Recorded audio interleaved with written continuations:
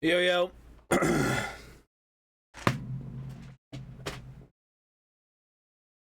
Well, we were supposed to stream League, but then again, you know, Ivana's like, oh, it's too late. Don't waste your time. Do it tomorrow in the morning. And I'm like, well, you're not really entirely wrong. What's the point of streaming 3 hours of League? It's probably not good anyways. No one's going to be there, so...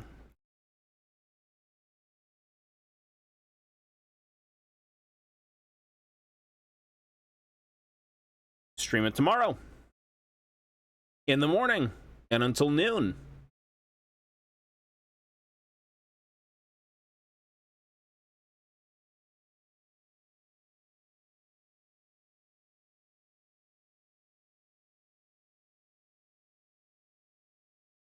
I think what I'll do is stream when I wake up, and then I'm gonna leave at noon. I'm gonna leave my PC on with the BRB screen. I'll take an hour to go out, get groceries, come back. I think that's what we'll do. I think that makes the most sense, no?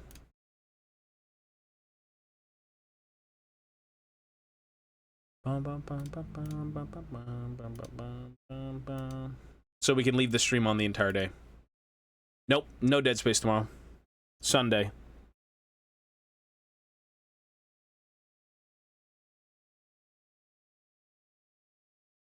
Sunday is a day where I've got nothing going on, so I can literally stay on the PC all day. Tomorrow I'm going to be busy. I got groceries and I have to go to a Games Workshop.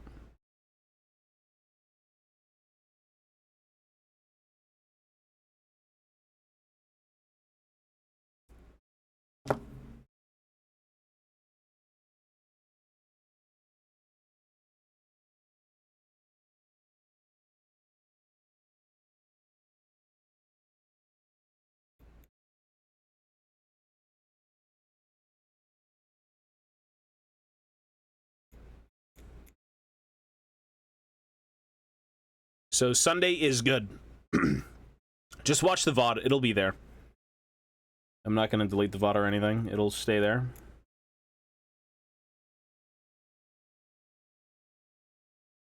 Everything will be up for you to peruse.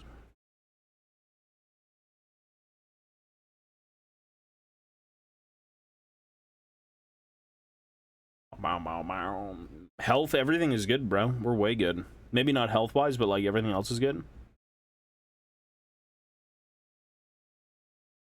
I am a pretty outstanding person. Right now, everything is good.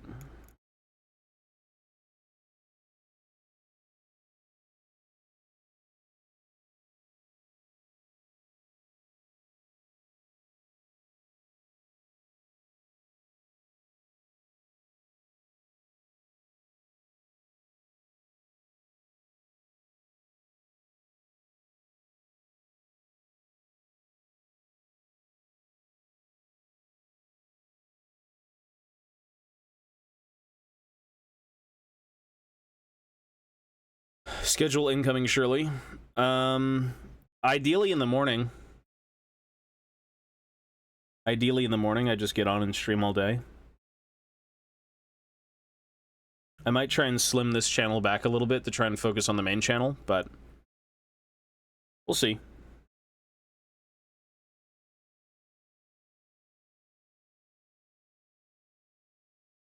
I was literally told today, I wasn't even aware. The Dwarves don't even come out next week. They come out 2 weeks from now. Pre-orders are 2 weeks in advance. And I'm like, you know what? If that's the case, why not just stream League Hardcore for 2 weeks?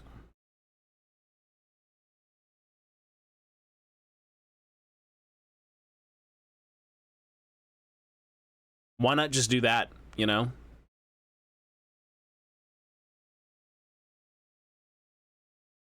I won't be able to get anything that I want until August.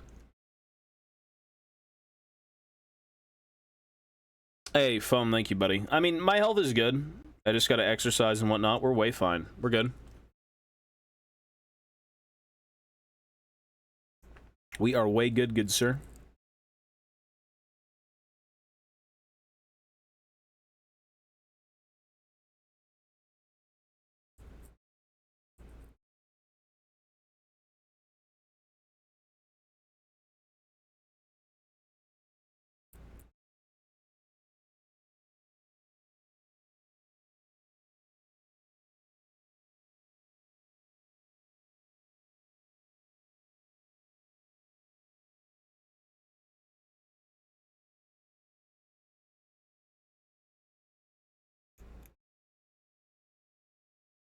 Yo, yo. Dwarves to yill. Yep. I wasn't aware. I haven't pre-ordered something in so long, so I just had no idea.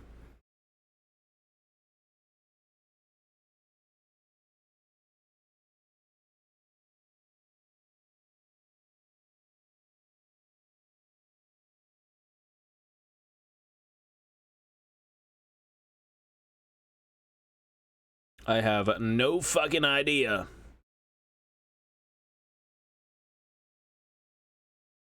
Yeah, I mean, well, everyone likes Blood Bowl too. You don't play 3. 3's a little jank.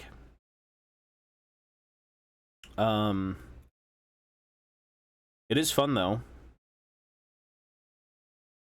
You're not wrong. If you could ever get a game in person, that's cool, but like, yeah, not many people play Blood Bowl.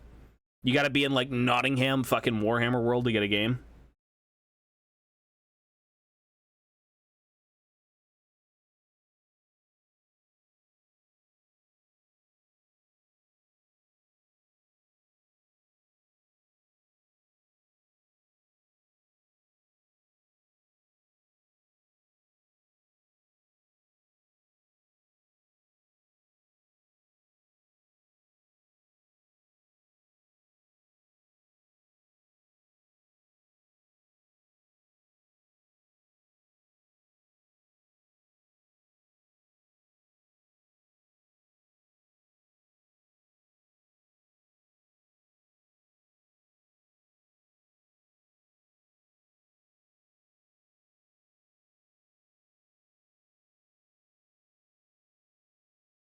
You need to be all the way in the UK to get a game. Or somewhere in the world where, like, everyone seems to love Blood Bowl, which is clearly not anywhere near me.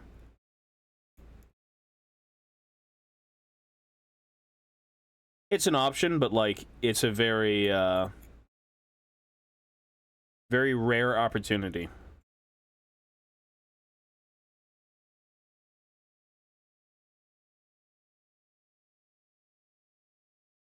Good luck.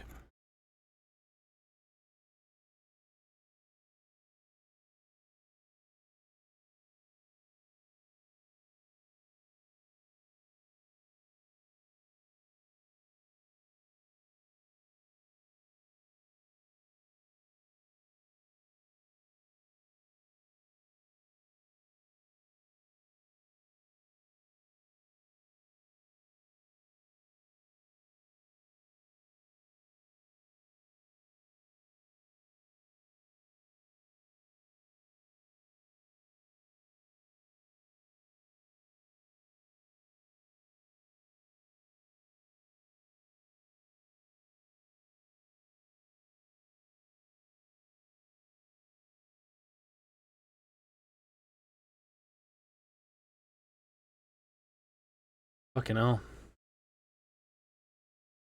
I mean, just play the game. The game is the same thing. Blood Bowl, the video game, is literally just the game.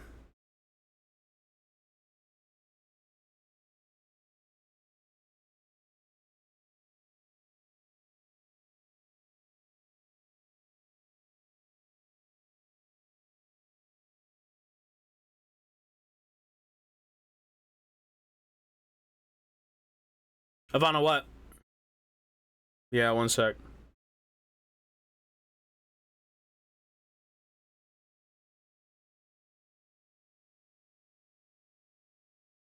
What is it, female? What do you want? What does this dog want and the woman want? What do you want? What?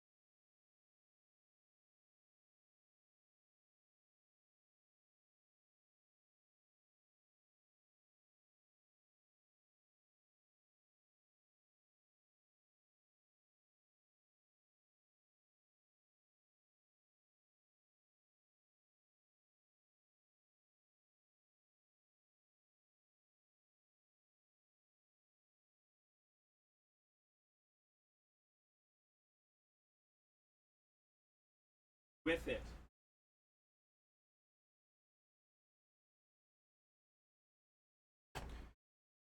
All right. Oh, I'm so tired. I'm so tired. And I'm tired of being alive. No, this is Fintroll. And I'm tired of being alive. Tired of the bleeding heart.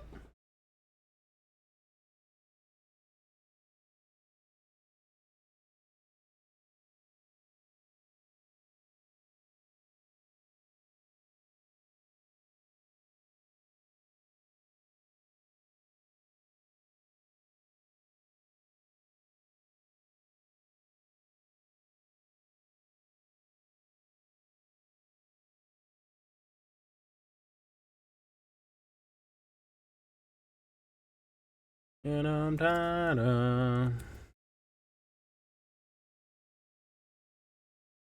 I mean, Ordinogan's alright. They're a good band. They're one of the better power metal bands, yeah. Have I tried working out to them? Well, have I tried working out to begin with?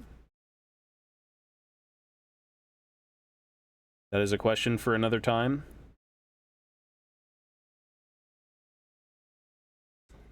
That is a question for another time zone, another timeline, another God knows what.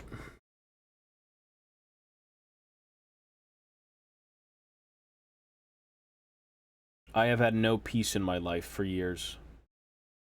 I have been a wretched spawn in the wasteland. My body is because it was tormented for years on end. Oh, my mental's good, bro. No, my mental's perfectly good. I got great mental. My mental is really good.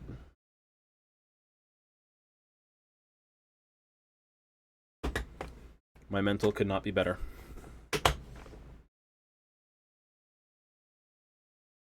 Hang on. You know, everyone always tries to, everyone struggles with something, and I think my struggles don't involve mental.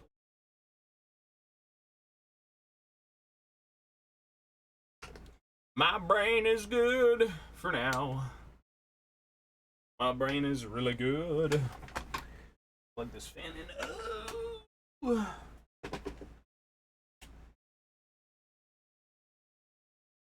It's gotta be something.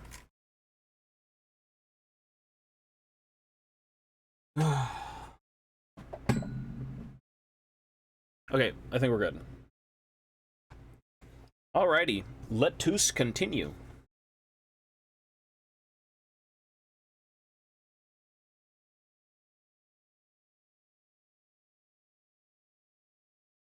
Man, I wish I was scraping a different bit. But such is the world, cruel and unjust, and we have so many of them. Why must I torment God? Please. Why must I be in torment?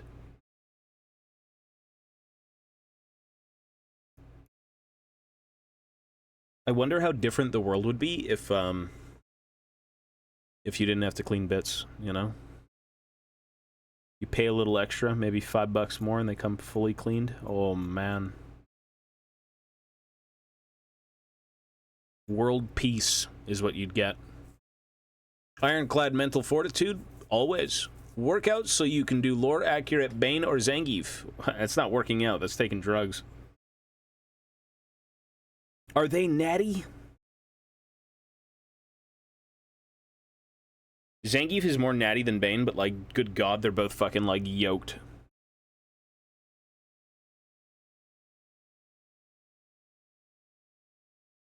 You don't get as big as Zangief for just existing.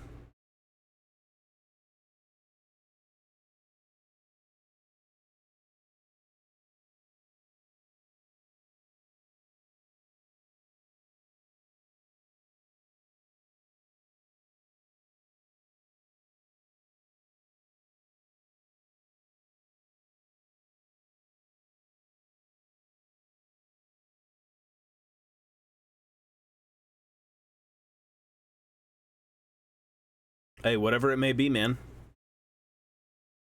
Whatever it may be. As long as you're happy and you're healthy, I think that's all that matters. If you want to go roid yourself out and look like Bane and you're not harming no one, hey, that's a choice.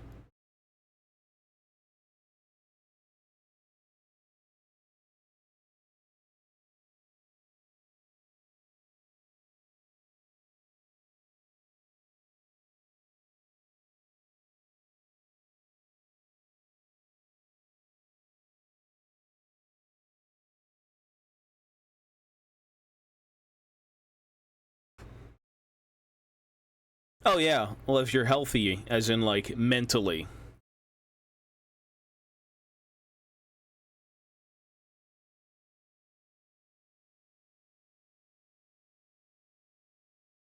If you're mentally set. I mean, physically in 2024, I don't know, man. Everyone's got their problems, but good God.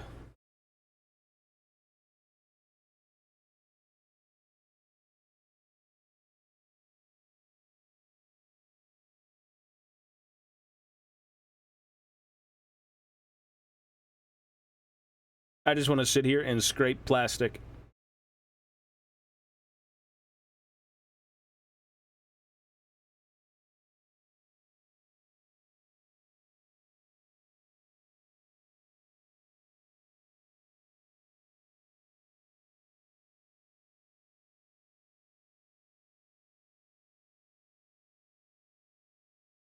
Marketing apps. Yeah, I mean, hey, everyone's looking for something. Sometimes they get you, sometimes they don't. I mean, you know what advertisement got me? Burger King. You know what advertisement screwed me over? Burger King. What a garbage fucking sandwich.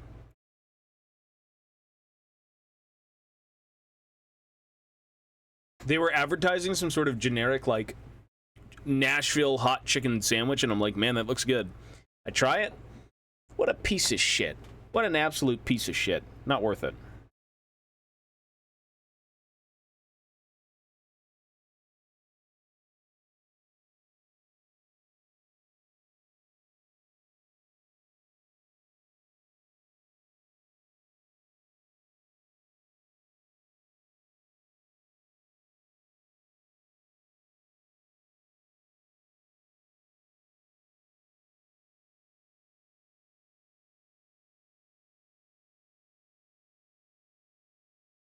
Absolute doo-doo ass.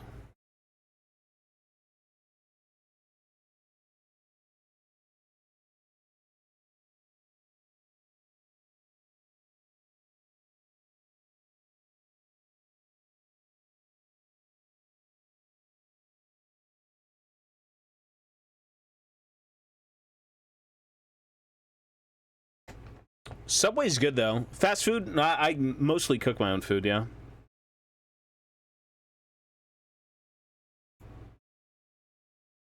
Takeout is too much money. Fuck that now.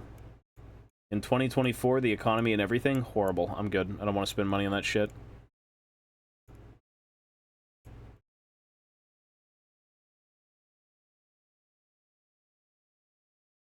I don't want to spend money on that shit. It's terrible.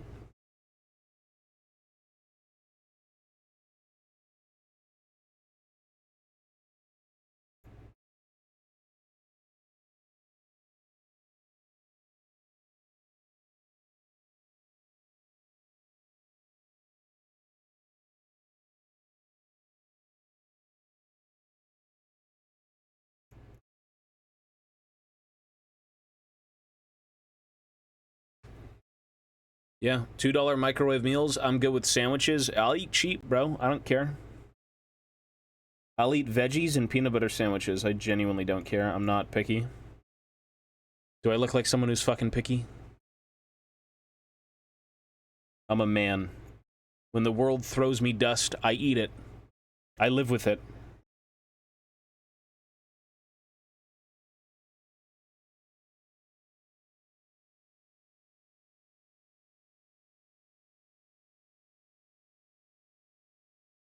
Well, good food is, yeah.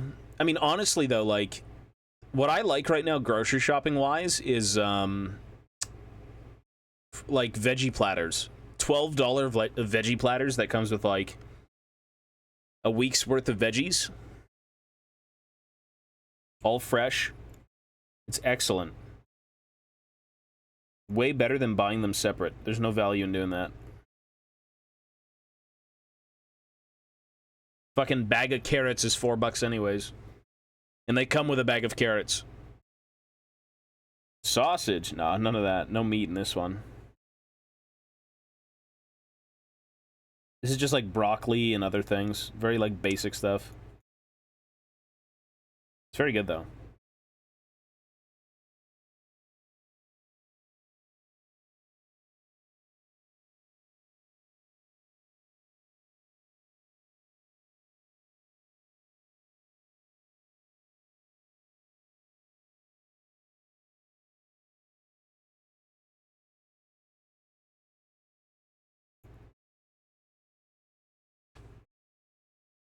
Where's Mochi? Deserved follow here too. God bless you both. Mochi is, for once, Bing chilling.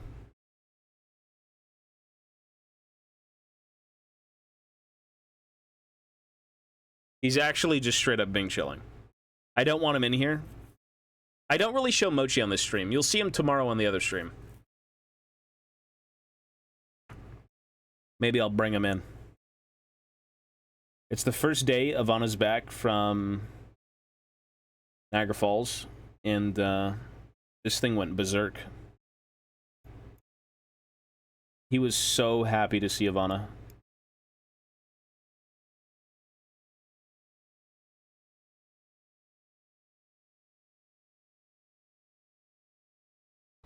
Yes, tomorrow. Yo, I got no idea what the fuck you just typed. Bing chilling. Bing chilling. Taushun. Bing chilling.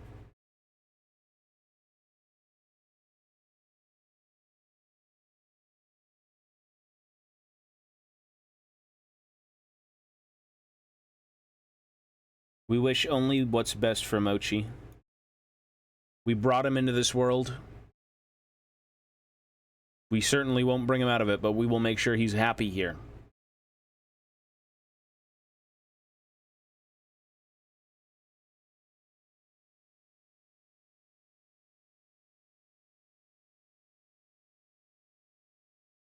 Yeah. It's his mama. All Mochi knows is me and Ivana. He's a little dog. Do you think he knows much? Do you think that face... Do you think this thing knows anything but, like, food and two human beings and blades of grass and, like, crunchy leaves that he starts to bite when he goes out for runs? There's nothing in this guy's head. Like, there's literally nothing. That's why we love him. He's so kind.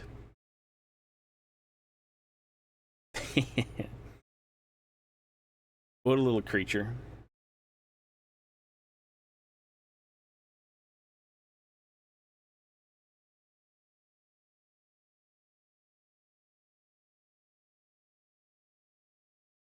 What a lovely creature.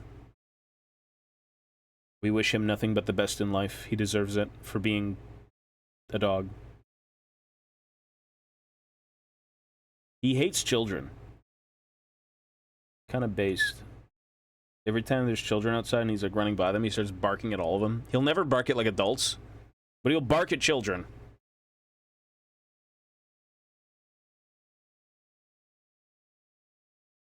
Get away from me, you devil spawn. You paycheck-sucking vampire leeches.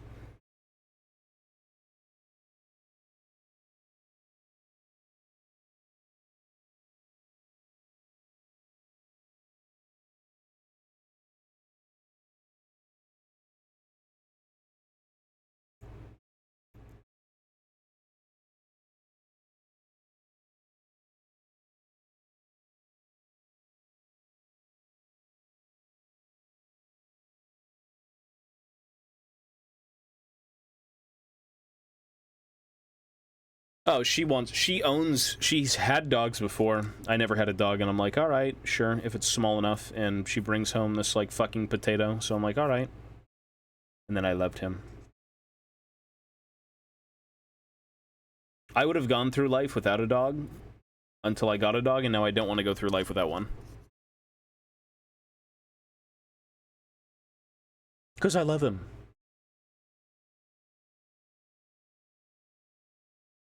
That's what dogs will do to you.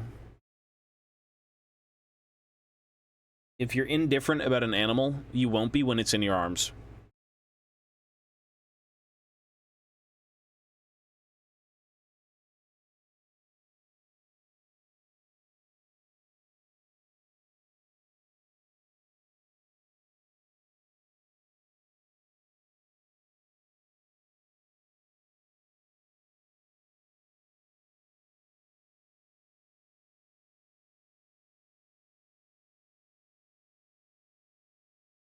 I don't want a big dog now. With the space, we have no space, bro. Literally, we have no space here.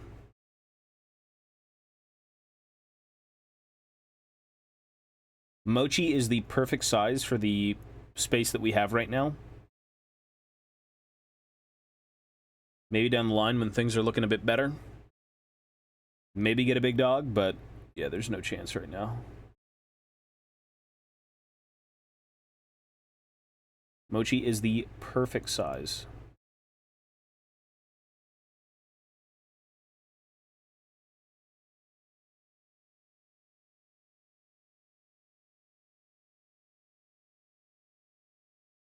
Oh, they're way different. Yeah, yeah, for sure. Absolutely way different, but like limitations. We are forced to do it a certain way for now. Bum, bum, bum.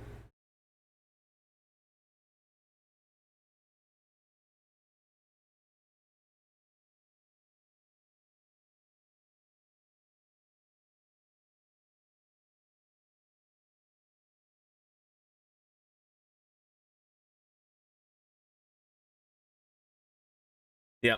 Like, Mochi actually fits perfectly. Like, he's got no problems anywhere he goes. He's perfectly sized. Lots of room to run around, things to do. He sleeps in our bed. It's great. I love him. And he loves the place, so that's good.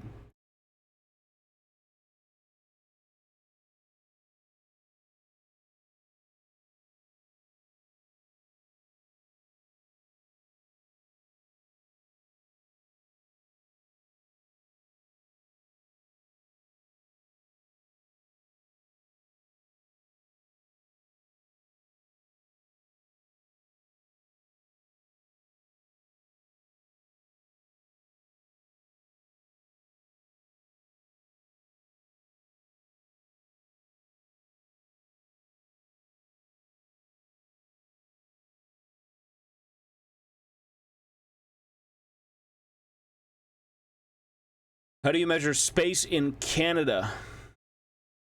Yards per hamburgers. Oh my god. No, it's fucking like goose per square meter. Oh fucking no.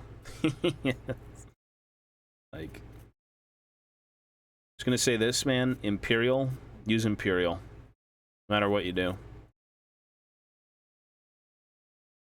If you ever refer to measuring anything and you say centimeters, you're fucking demented.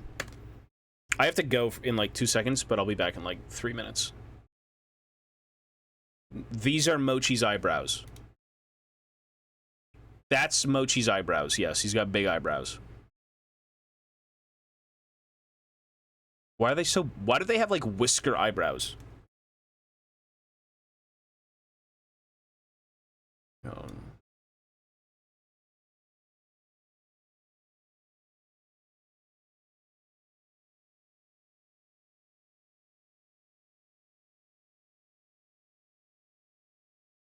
There you go. That last one's kind of demonic, eh? It looks a little weird. Get that one off there.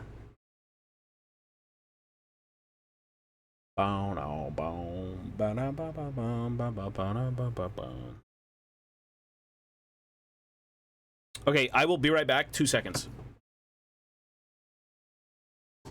You forgot about me! What do you mean forgot about you? What are you talking about? 1 sec.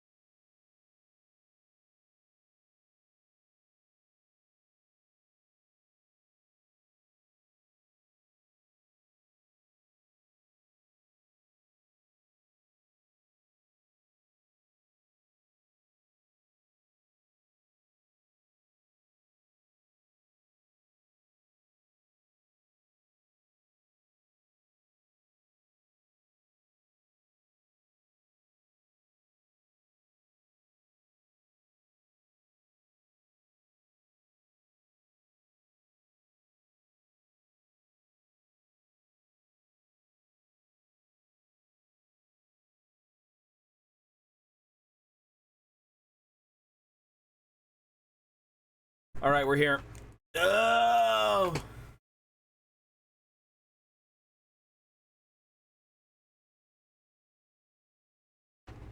More Warhammering. You know, I wish there was something fun to do on this channel right now. This is not fun, by the way. If you think this is fucking fun, this is not fucking fun. This is fucking work, okay? You do Warhammer, you want to have fun. You don't want to fucking work. This is work.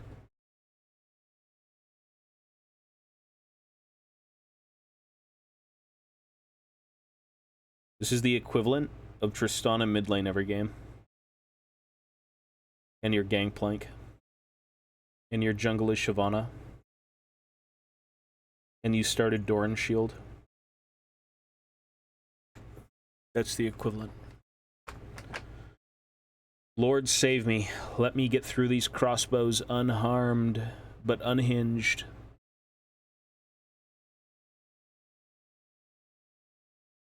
God bless and amen.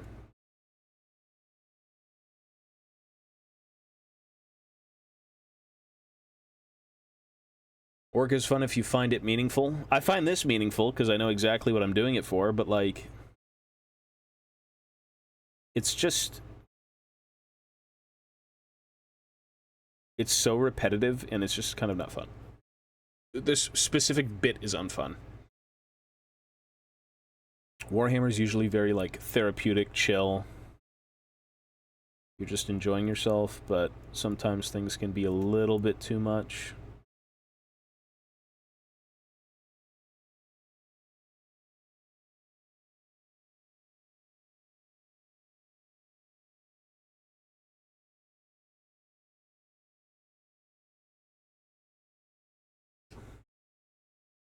Yo, yo. Yo, yo.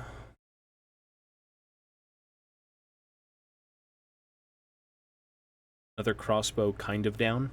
We're just gonna call them good for now until we revisit them in like a month. On to the next.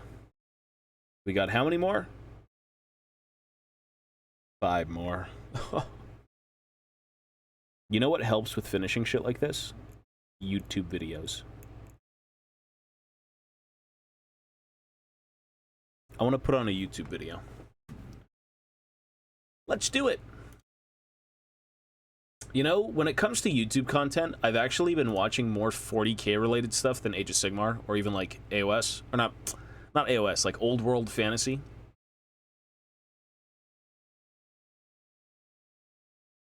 I have been enjoying 40k YouTube.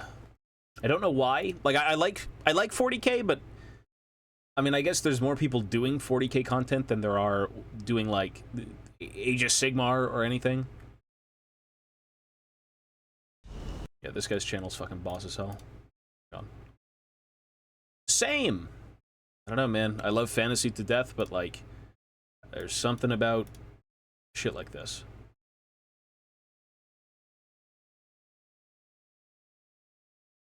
It's not even the lore I'm watching, though. It's not lore videos. It has nothing to do with lore.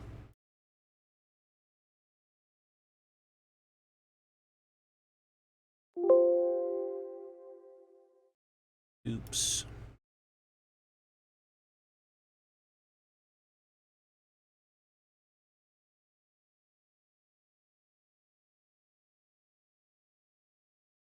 I never knew it existed until I found your stream. Hey, it's a good place to be, man. Warhammer's fucking awesome.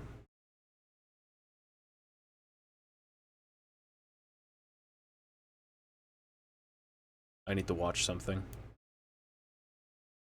My brain is too slow. But what is this fucking stream? I got Mochi, I got Warhammer, I got text. What the fuck even is this? What is this stream, dude? Okay, hang on. Delete. Goodbye, Mochi. This can go fuck off. You know what? Where do I put this? Put this like here.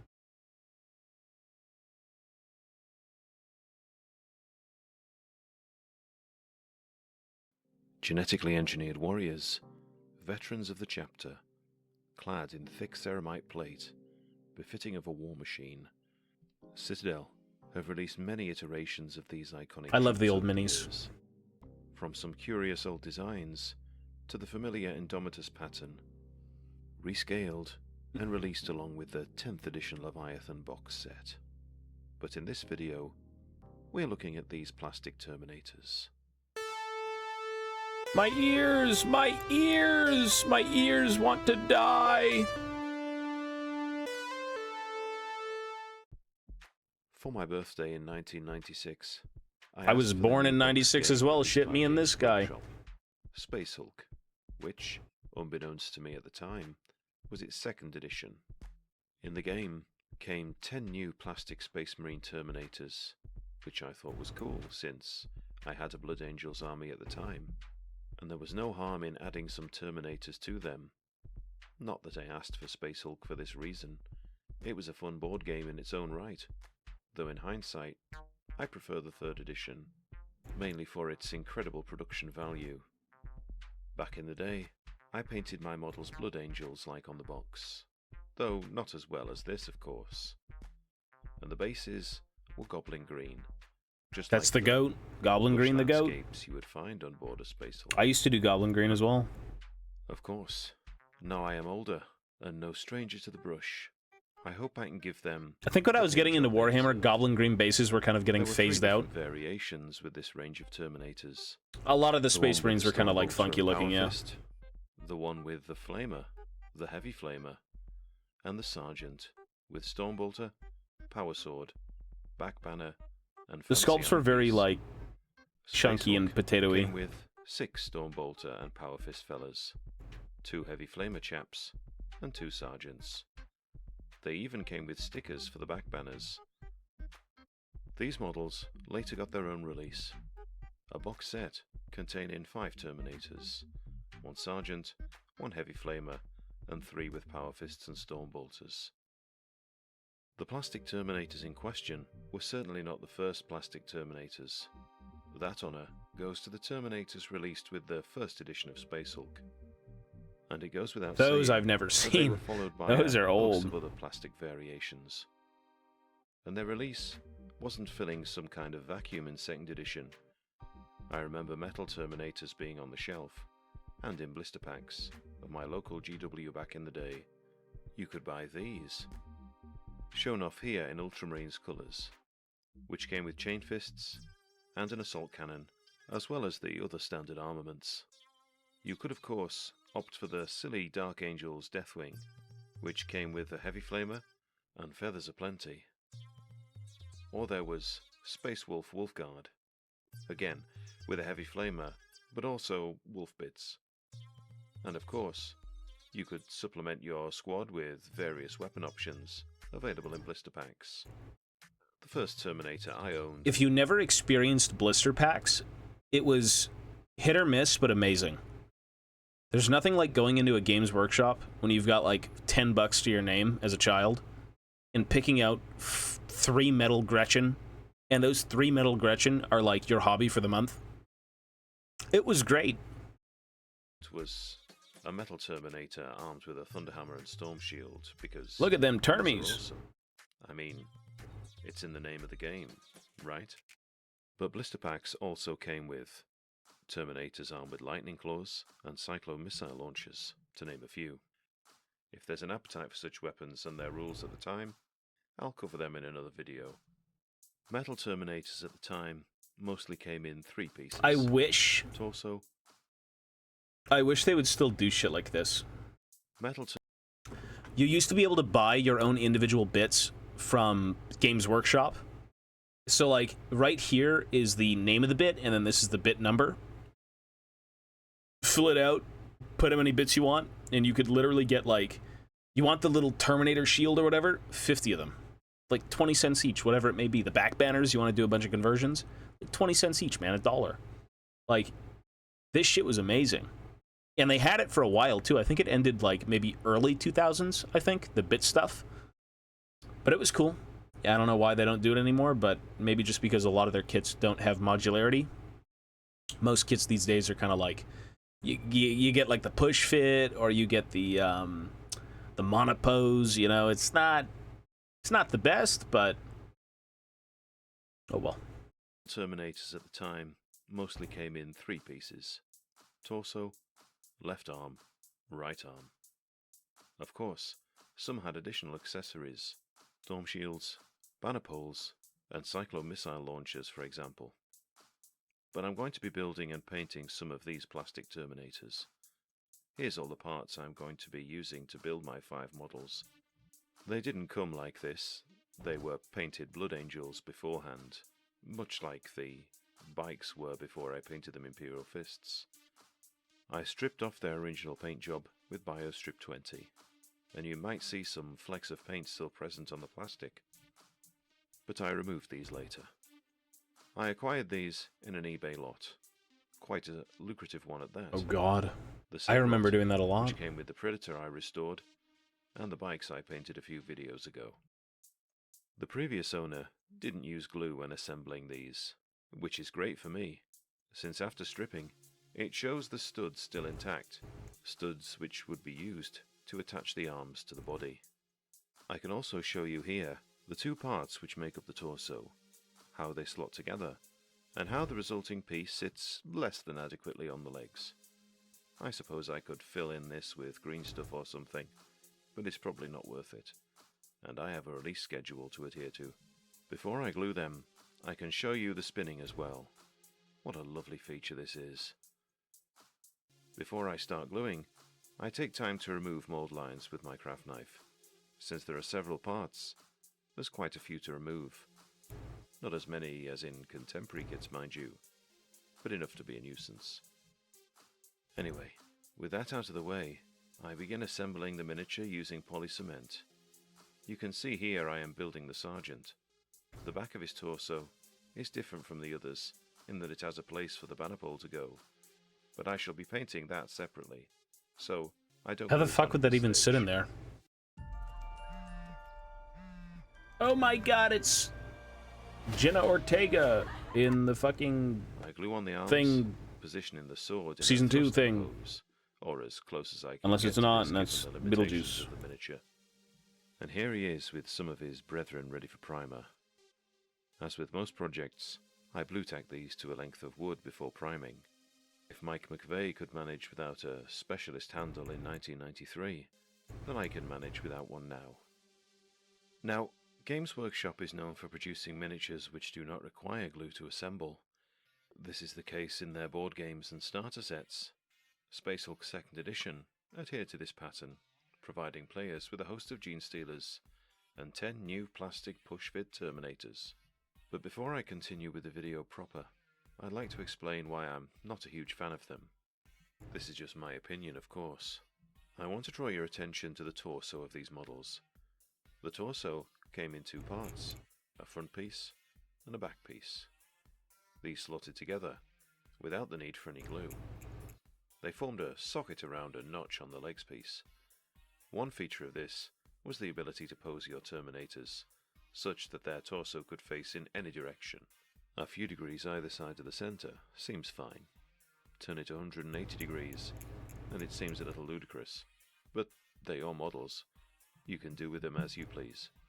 The arms are also push-fit, but this was also true of the metal miniatures before them. It's just they probably wouldn't stay on the metal miniatures as well as the plastic arms on these torsos. Again, there are some poses I would never use. I try to avoid the stone bolter at 45 degrees. It seems too orky for my disciplined Space Marines.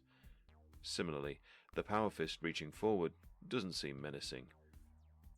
On the contrary, he appears to be stepping in for a hug. And sticking with the power fist, I prefer the sculpting on the fingers of the metal power fist. My dislike for the plastic equivalent is hard to describe. You could say I can't quite put my finger on it. I suppose it pertains to the length of the appendage. The difference is subtle, but noticeable. And then there's the vents on the back of the Terminator. Contrast these with the metal sculpt, and the difference is significant. Then there's the way the torso sits on the legs. If you build these as intended, the Terminator seems to be rocking back a little, perhaps in an inebriated manner.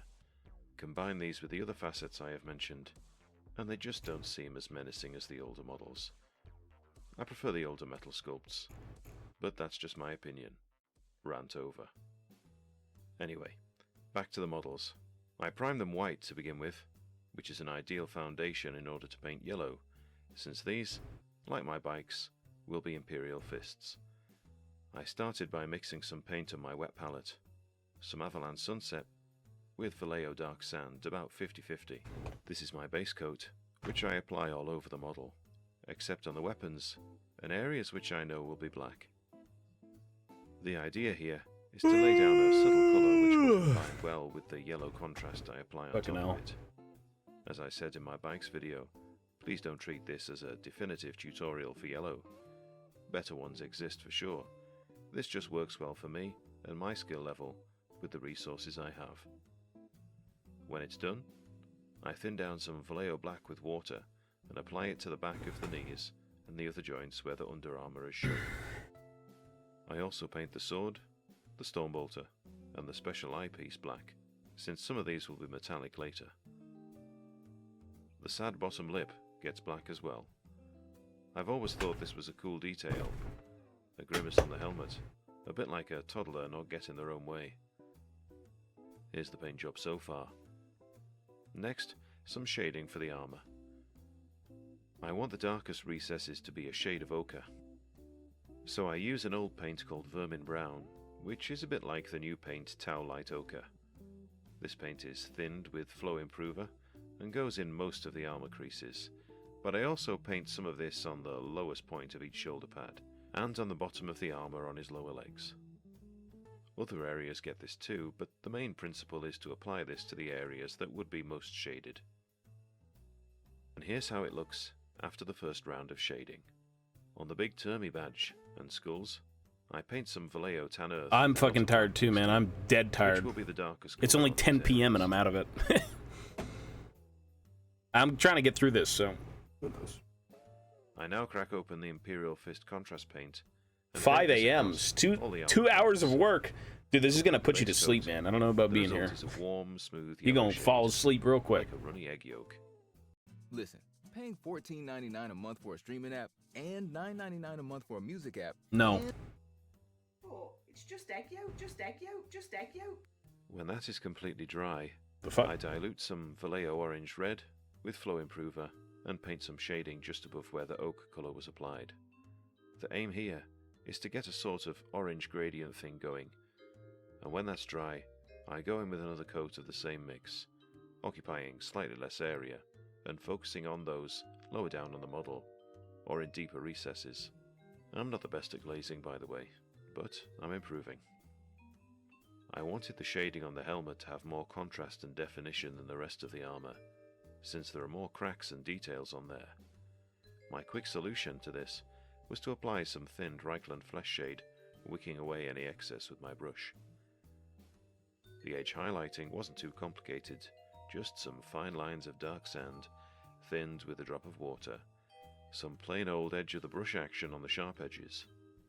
I also painted on a few lines here and there to look like scratches. What if humans could never sleep? And while the What if you were dark forced to sand stay awake and forever but could I be mixed tired? this with some tan earth, Wouldn't that be terrible? carefully painted all the raised areas. That's of how the I feel. shoulder pad icon, the skulls. I feel like I haven't slept in ages, but I'm not allowed to At some sleep. point off camera, I applied the transfer to his shoulder. Nothing fancy. I tend to finish the armor and then apply the transfers, not necessarily waiting until the end of the paint job. Next, I took some dark vermilion and paint this on the chest, on the purity seal. I'm always and on the tired. hilt of the power I mean, sword. maybe that's a medical thing, dude. Take care of Later, yourself, I man. went Drink back some and water. Look, I highlighted got all the red water, bro. areas Water. with some troll slayer orange. And the shade for these areas was some more Reichland flesh shade. Drink your water. My favourite silver metallic paint is gunmetal, and I painted it on the various parts of the Stormbolter, on the helmet grill mouthpiece, and on the special eyepiece as well. I was tempted knows to go then, with man? some kind Good of luck with it, gradient though. For the power sword, red or orange or Who something, knows, good sir? but in the end, I decided to just paint this gunmetal. But there'll be more details added later. The black sections needed some highlighting, so I used some black mixed with Thunderhawk blue and painted this on all the edges of the Stormbolter and the raised parts of the underarmor. Back to the power sword. I mixed a little black with some gunmetal and painted this on the lower facing edge of the blade. Off camera, I painted the edges of the power sword with white mixed with a tiny bit of Calidor sky, and then I highlighted this further with an even lighter blue. On the flat part of the sword, I painted some thin blue lightning patterns, and then went over these with some white to make it look like the sword was crackling with energy. You can see here as well that the power field generators were painted with Calidor sky and highlighted with the same light blue I used on the energy crackle. Returning to the skulls and such, Refining everything. brown before, Painting, modeling. some dark sand on Takes a the long time. most areas, taking care that none of it gets into the recesses. Although I could always fix this You need, later with some brown wash. And with some white paint, I highlighted Therapy. the very hairy edges of the icon on the shoulder pad, and on the other areas. They need that to, I like, take your painted spine and whoosh, crack it out of its shrimp There's a shape. gem on the shoulder pad too. So I painted this red and highlighted it with a little Troll Slayer orange. On the eye lenses, I used some light blue first, and when that was dry, I shaded it with a dark blue wash. The edges of the Stormbolter were highlighted with Fenrisian grey, keeping to the corners and the sharpest edges. And a step I should have painted earlier, i.e. before the highlighting, a light glaze of Flashkit's yellow on the top of the armour, just to finish off the gradient I had been painting. Oh, damn, that sucks. As with the bikes, these bases get a coat of Army Painter Goblin green all over, sides and top, and later, a dry brush of dark sand. Well, take it easy, man. Life The don't first have to be company in the too Space Marine complicated. chapter is the Elite Company of Veterans. Terminator armor is a rare and treasured asset, and only veteran Space Marines of the first company are able to use it. These powerful armored suits are a physical embodiment of the chapter's fighting spirit, and are regarded by brother Marines as important artifacts in their own right. The left shoulder pad displays the stone Terminator badge, which is both a tactical symbol and a revered honor. Other honor badges are sculpted onto knee pads and greaves, or are painted onto the weapons. Yeah. I gotta play this game, except Raid Shadow Legends is taking up all my time. Mighty heroes and leaders of the Space Marines can also be seen wearing this armor. Captains, chaplains, and librarians, for instance. No ad Models block. wearing Terminator No, I support the armor videos. have one of the best saving throws in the game, a 3+ on 2d6. This means they would only fail their armor save 2.77% of the time, if they were saving against weapons with no save modifier, that is. Fetch the las cannon, I suppose. Terminator squads can be taken as part of the squad allowance of the army list. 315 points buys you a squad of 5 Terminators, one of which is a veteran sergeant. Their profile is the same as a veteran Space Marine. Compared to regular Space Marines, these enjoy an extra pip of weapon skill, ballistic skill, initiative, and leadership. Each model comes armed with a Stormbolter and Power Fist, and their Stormbolter can take advantage of the rapid fire rule, which allows them to fire twice per turn if they don't move. The Stormbolter comes with a Targeter, which grants an additional +1 to hit. One model in the squad can replace his Stormbolter with a heavy weapon, either a heavy flamer, assault cannon, or cyclone missile launcher. Any number of models may opt to exchange their standard loadout for either a pair of Power Claws or a Thunderhammer and Storm Shield. Alternatively, the Power Fist can be swapped for a Chain Fist, which aided in the rapid opening of tuna cans or enemy vehicles. If you're willing to pay a 50% tax on what you've already sunk into this squad, then they can be teleported into battle. This is effectively what we would now call Deep Strike. It was a potentially rewarding yet risky business. Teleporting off the board seems unlikely, but annoying since they have to wait until the next turn to try again. With every teleportation was the potential to scatter up to 2d10 inches. Rolling a double 1 on 2d10 means they are wiped out 2d10? altogether.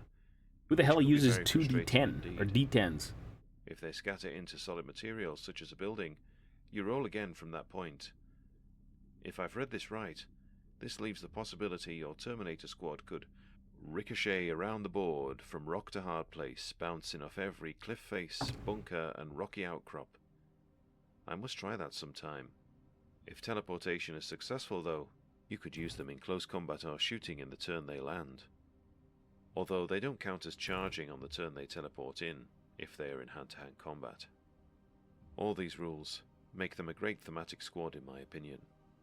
And if you, like me, are having skyrocketing blood pressure at the risks of Comes out teleportation, 2 weeks from now. then you could Tomorrow always is take another pre-orders. character with a teleport homer I'm going in to tomorrow to slightly pay lessen for the everything chances I of ordered, failure or so... ricochet. It does amuse me somewhat that teleport homers are built into Terminator armor, because a model cannot home in on itself after all. Characters could take a Terminator armor-based loadout as well, from one option seen here in this list. As stated, they would also have a teleport homer built in, which could help if teleporting in another squad.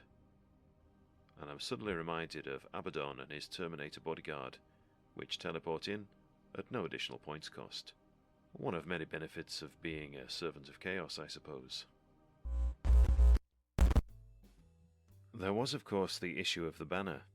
I couldn't find a suitable for this one, online to yeah. download, For this, so I chose yes. to make my own. Because I want to have it the Using day totally it gets released, and the only way to do that is to unsophisticated order techniques in on person I smashed together some and have it graphics shipped I to the found store, online. because they get their stock A fist earlier than icon, shipping a to wreath, houses. a crux terminatus. The banner was a standard Microsoft shape. I measured the banner pole to determine the dimensions. Essentially, what I did was I called in. And after I asked them just to be sure, like, hey, what's faster? Do I order it online and ship it to your store, or do I order it online and ship it to my place? I want it the day it gets released. He said, if you want it the day it gets released, you need to order it to the store, but you need to, like, the order has to go through us.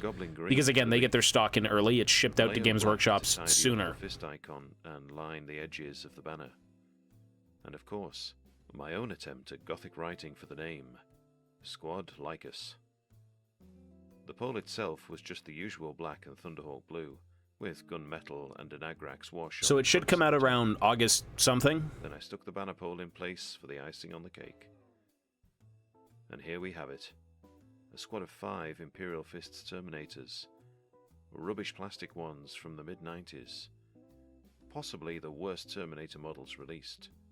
Stocky, bumbling, even cuddly if you get the pose right.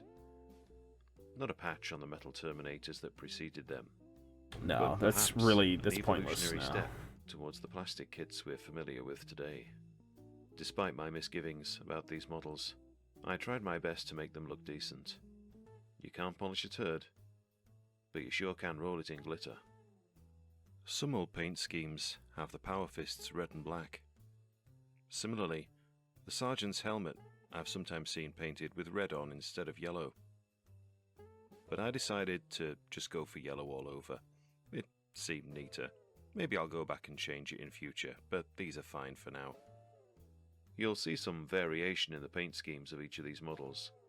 They're definitely not off the factory line, since I didn't use the same method throughout. But each Terminator is a unique and treasured relic of the chapter, and so I have reflected this somewhat in the painting, or that's the excuse I tell myself anyway. 3 of these were basically practice models for yellow, and what you see on the Sergeant is the conclusion of my experimentation. I even painted some of these before the bikes, so you get an idea how long I've been working on this. Speaking of bikes, here they are with the Terminators. Just 2 squads. Just 2 squads. Just 2 squads.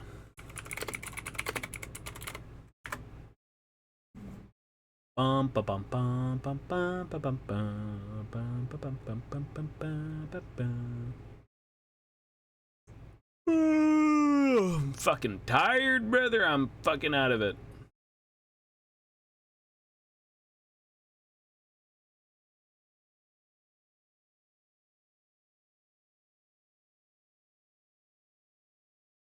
At 5 a.m., the new Dwarven book is shown. Man.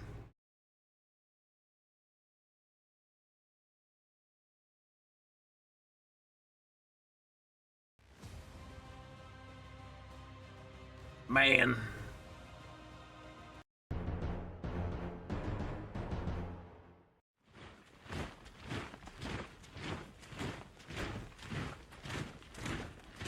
Hello, welcome to Miniature Realms. My name's Stuart, and if you're an old dwarf fan like myself, it's an incredibly exciting time to be in the hobby. True. With the Dwarfen Mountain Holds about to release for Warhammer the Old World, I thought it was the perfect opportunity to chat to a famous dwarf fan, none other than Gav Thorpe, writer of the 6th edition Army book and manager of the Warhammer side of the business during 6th edition, then to go on and write a number of dwarf novels for Black Library. Miniature Realms is proudly sponsored by Baron of Dice, premium wargaming dice. Over 500 styles, over 4,000 customer reviews. Welcome to the best dice on the planet. Gav, thank you very much for taking the time to come and talk to me about dwarves. It's an exciting time for dwarf players with new stuff for the old world. I know you're not involved in that, but I'm been really reignited my passion for dwarves with all the painting and stuff I've been doing towards that. I know a lot of the viewers on the channel will be really interested to hear your sort of points of view in your time working on dwarves. But before we do that, Go for it, bro. You just give a bit of an introduction about yourself, who you are, your work in the industry. Yes. So I was a games developer and various other positions for Games Workshop for 14 years. I joined in 1993 um, as an assistant games developer.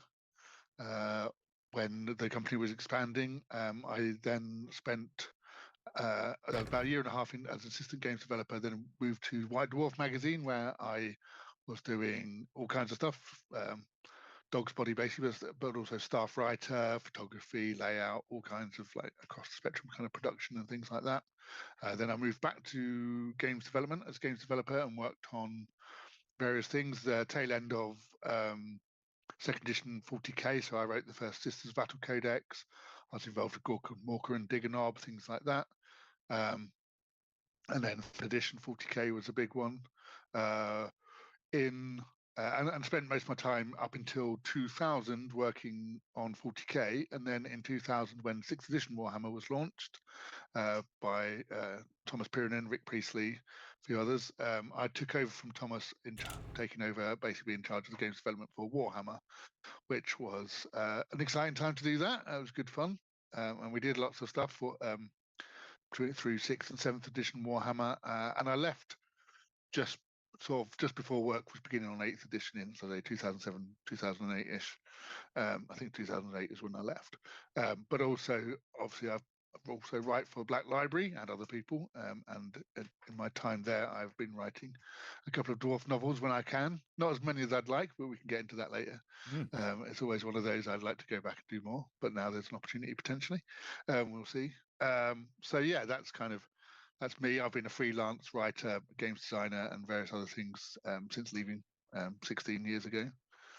But I've always been a fan of dwarfs, as it were, in Warhammer. So I started, they were my chosen army. I have Eldar for 40k and dwarfs for Warhammer, which is an interesting combo.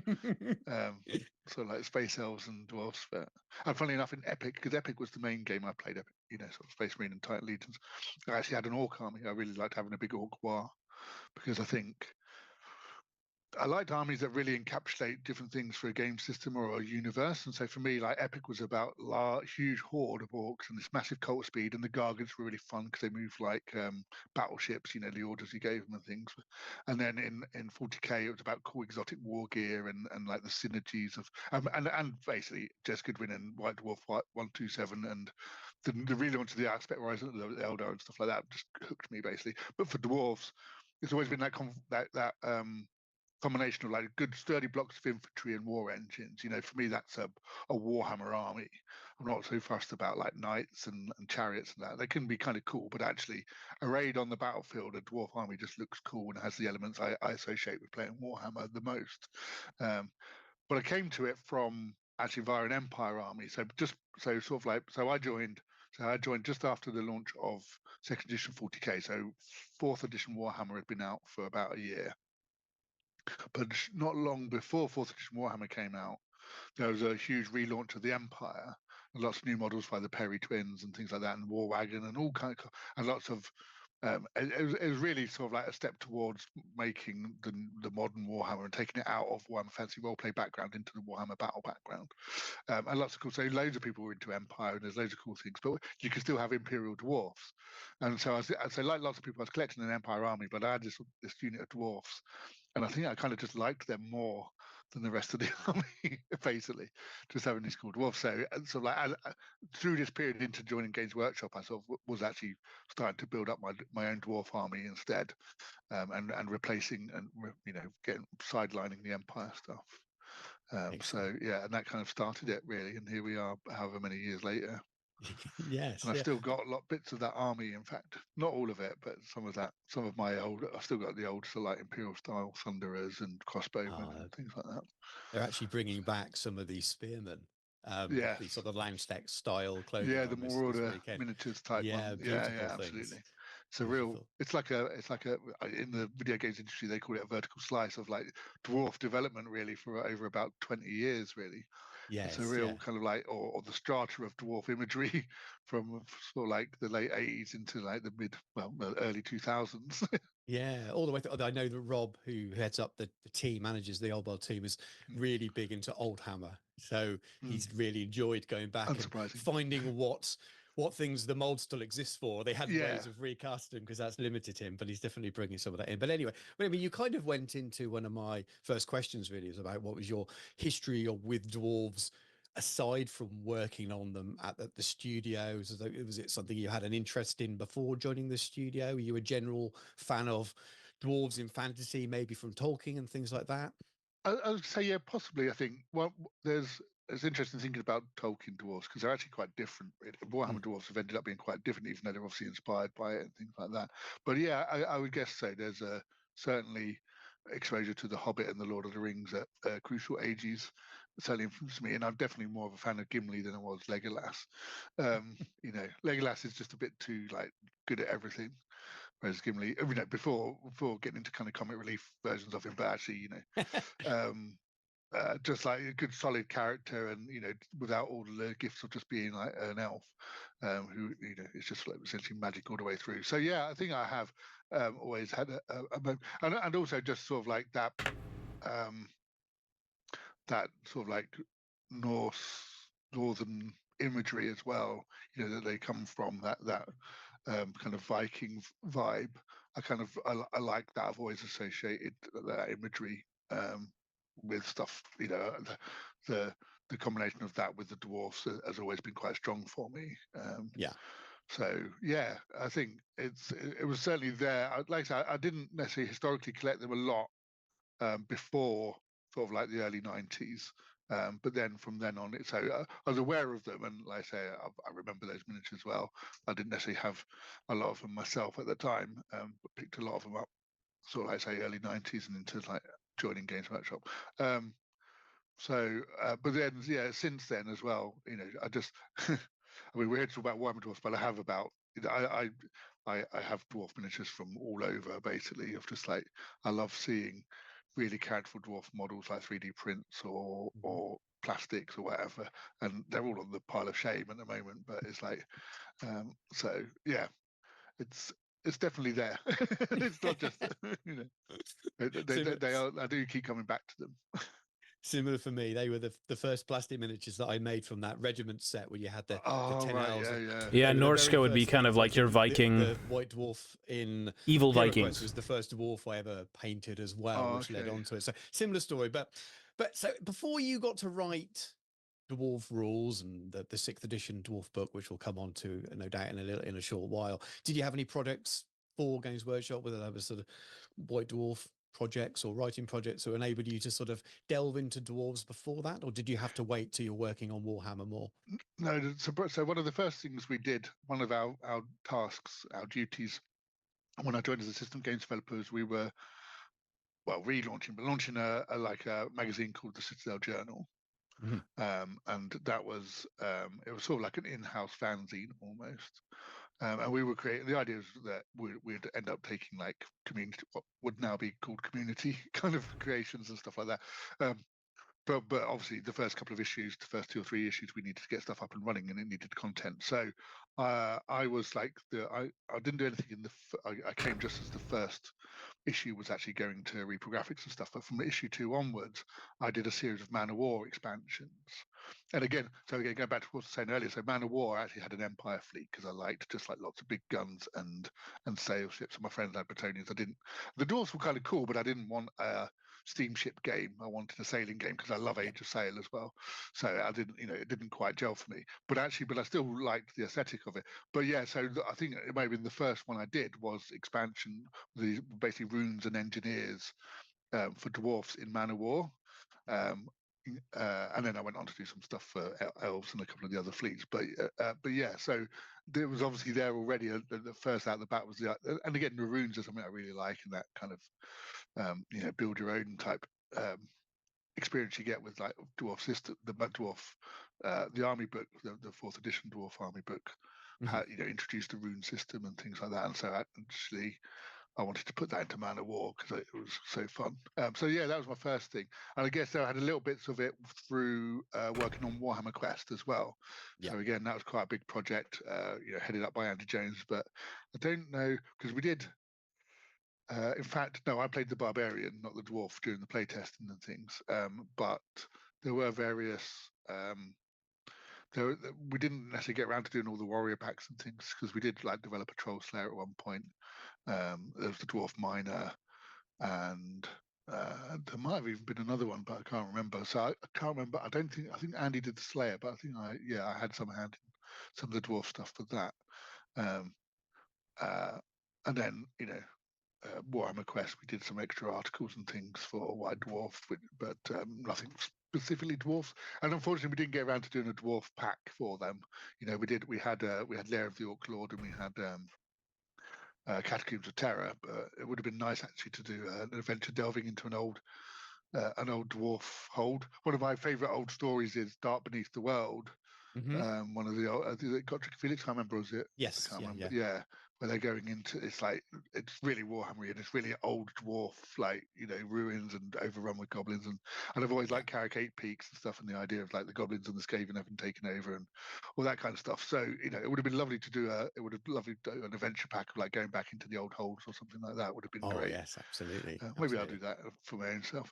And then similarly on the Warhammer side, again there was like Circle of Blood for Undead, and there was Idol of Cork and things, these campaign packs, but didn't quite get around to the dwarfs before the new Warhammer came out. So That's fair enough. Fair enough. So let's fast forward a little bit then to the 6th edition Dwarf Army book. And I know that Alessio is credited as well. I know you wrote some of it, but that you wrote the bulk of it, or at least it feels like that. Let's talk to me about that. What were the challenges involved in that, and what did you? Are you happy with what you came out with in the end?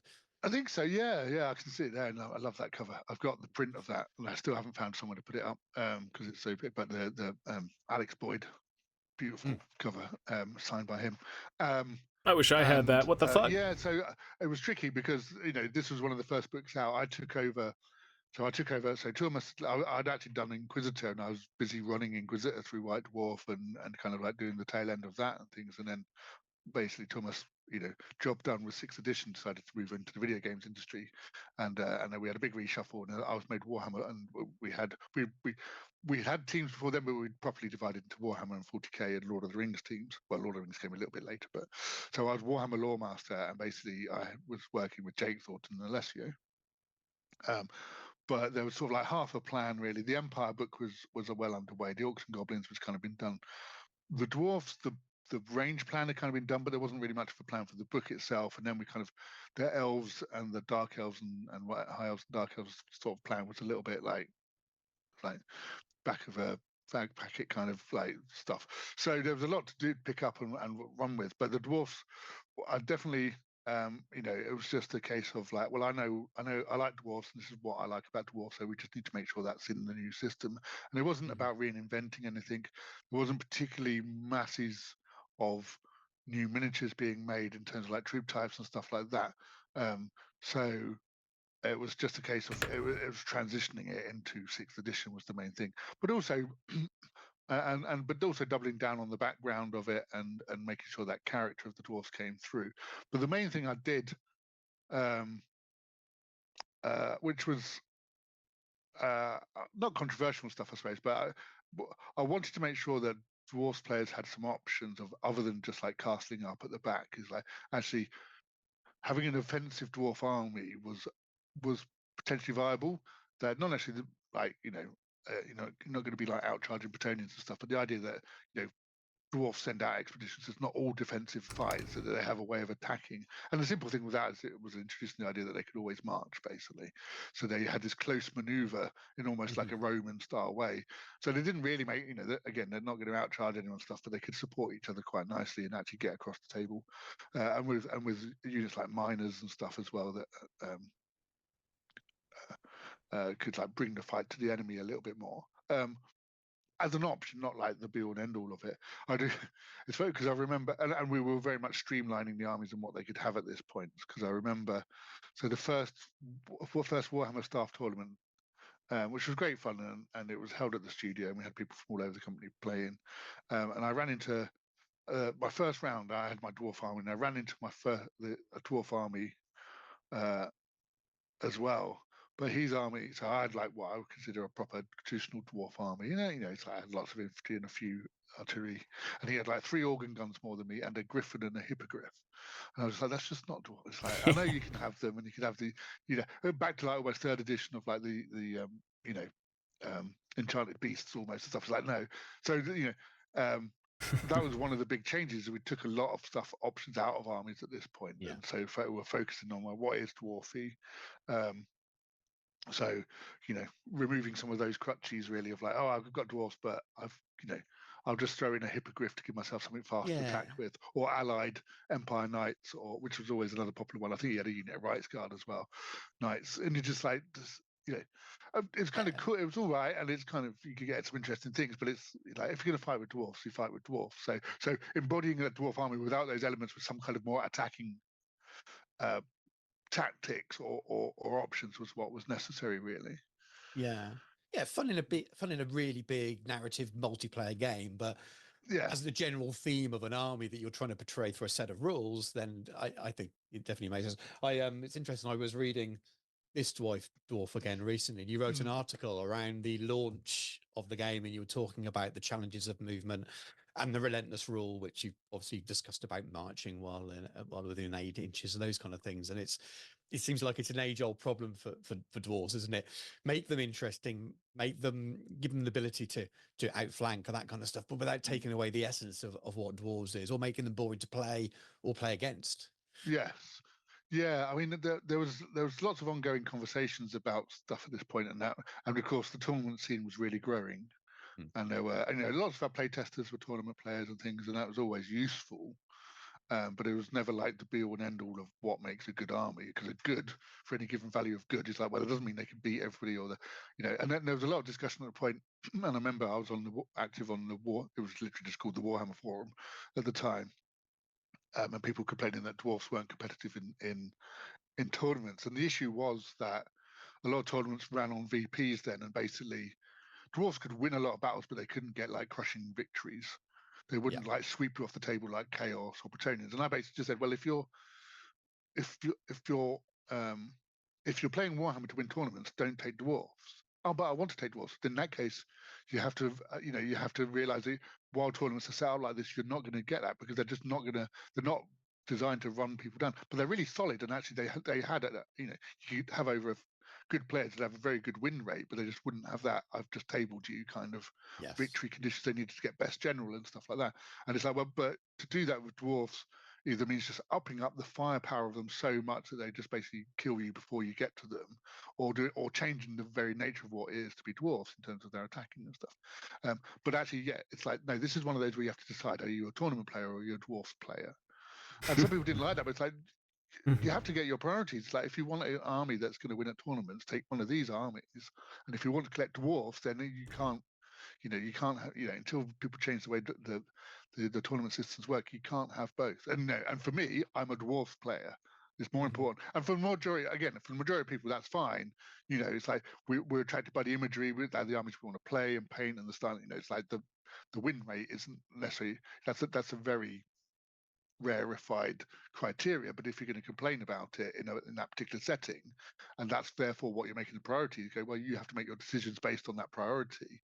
You can't expect designers to make everything. Everything can't be in that spot. It just doesn't work that way. But lots of players just loved playing with dwarfs at that time, I think, and it was very invigorating for them. They did, like I say, there was a nice swell of enthusiasm for them, and for some different styles of dwarf armors. It wasn't just gun lines, which was good. I always wanted to just make sure my slayers could get in. That was the important thing. Absolutely. And it was never a tournament game anyway. It's like just a game that people play in tournaments. That maybe AOS and 40k now are moving towards a different style, but that's another conversation.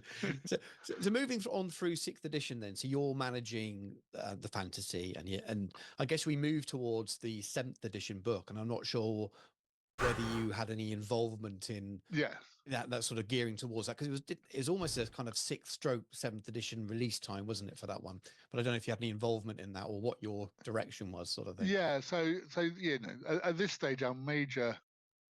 So the push was obviously this was for both 4K and Warhammer. Obviously, Warhammer was getting regiment sets out, so it's getting stuff into plastic. This was now us rolling into the proper Games Workshop's going to make plastic ranges as best it can, which meant a bunch of stuff like obviously getting troop types of stuff out, but for the dwarfs in particular, it's like getting plastic war engines and that kind of thing. So actually, they were quite high on the priority, and as one of the core armies, one of the most popular armies, they were on the schedule again quite soon for getting them in, say soon, you know, like within 3 or 4 years, you know, and they had, but we also had the skull, you know, actually we had the 7th edition was the skull pass set, I believe. So there were plastics, there was the, you know, there was push fit plastics and stuff in the starter set. So dwarfs again were quite, you know, that became a very strong image of Warhammer. Of dwarfs versus goblins, basically, which was cool. I mean, I didn't make that decision, but I wasn't unhappy with it. I was obviously part of that process of what the set could be, and that, you know, that idea of like being able to not literally refight Black Fire Pass, but you know, the heroic kind of like the dwarfs versus it was a classic dwarf imagery, you know, compared to like 5th edition, which had been like Bretonians versus lizardmen, which was the like, because they hadn't been done and it was a way of introducing them, but which was like, that was cool, but you like, yeah, back to real core Warhammer imagery. So yeah, so the dwarves were quite high on the priority of getting more plastics because of the style of the army, actually getting those war engines into plastic and things. I don't think we necessarily did much of it at that stage, but it was like a stepping stone towards that. But the book was written by Pete Haynes, but and who again was another actual dwarfs fan. He played dwarfs. He had a great dwarfs army. He really embraced what I'd done with the 6th edition and just took it a little stage further.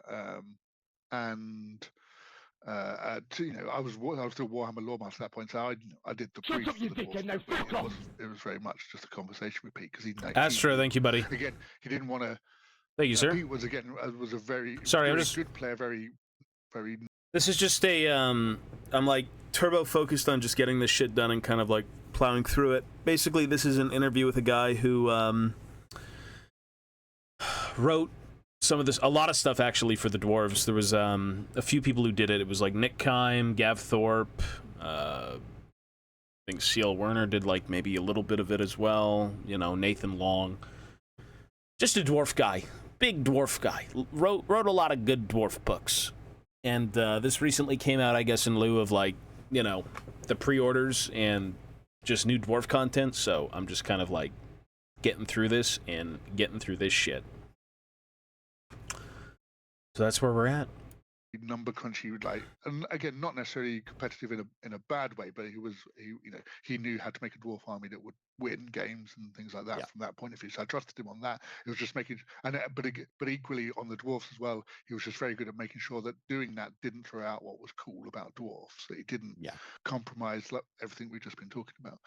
It was just about, you know, making sure those things happen. And we came up, you know, between us, Tighten you, buddy. Came up with some cool stuff for the background and things like reckoners and that kind of idea. And we get, you know, the idea of the rune stones and more. So, you know, we were just trying to explore the imagery. We see it there in 6th and 7th of, you know, of shield bearers because we love Asterix, and just having a dwarf with a big winged helmet on a shield. You're just like, why wouldn't you?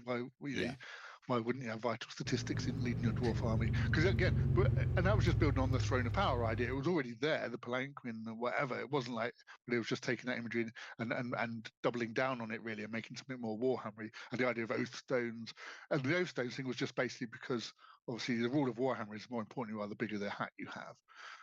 You know, it's just the way. But it's hard to make because they're not mounted and things. It's hard to make dwarf character models more visible, more spectacular. So actually literally just raising them up and making them more prominent. So you go, well, there's your general, there's, you know, he's decided. And again, it just all played into the strengths of, like, because again, you could march forward, but then plant your stone and stay there and hold that ground and stuff. So it was kind of cool. So it was definitely like a really a 6.5.